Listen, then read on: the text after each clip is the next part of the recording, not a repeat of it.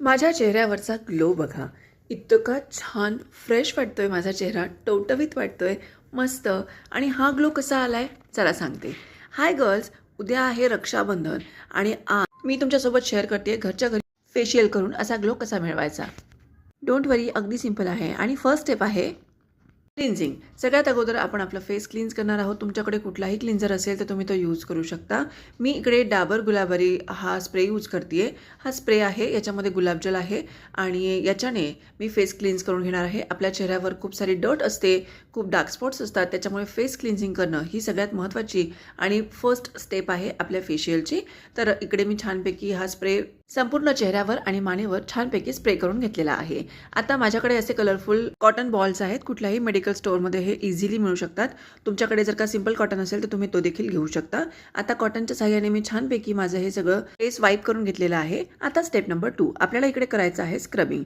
तर scrub apply करण्याच्या अगोदर मी छानपैकी स्टीम घेऊन आलेली आहे, कारण की माझ्या नाकावरती खरंच खूप ब्लॅकेट झालेले होते.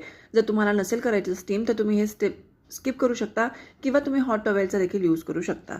आता मी हा एक रेडीमेड स्क्रब आज यूज करते. तुमच्याकडे जर का असा स्क्रब रेडीमेड नसेल अवेलेबल तर तुम्ही दही आणि बेसन मिक्स करा आणि ते स्क्रब म्हणून यूज करू शकता. आता जोपर्यंत आपण स्क्रब केलेला आहे तो 2-1 मिनिटं आपल्याला फेसवरती ठेवायचा आहे, तोपर्यंत इकडे आपण छानपैकी फेस पॅक तयार करून घेऊ.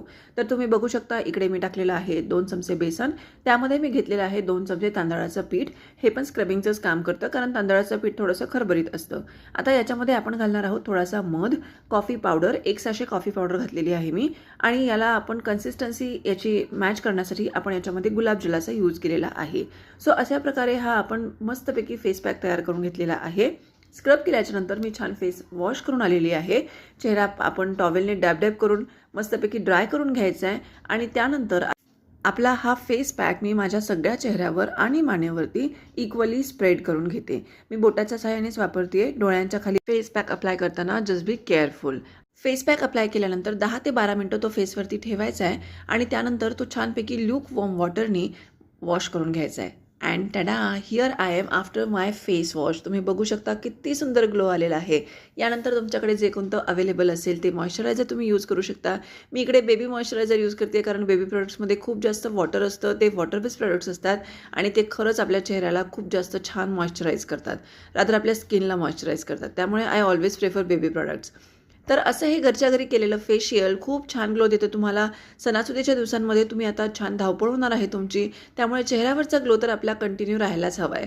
अशा वेळेला तुम्ही हे इझी होममेड फेशियल यूज करून तुमच्या चेहऱ्यावरचा ग्लो कंटिन्यू ठेवू शकता. माझं तर फेशियल आजच झालंय, तुम्ही पण घ्या पटकन करून. Follow me for more such videos. Bye.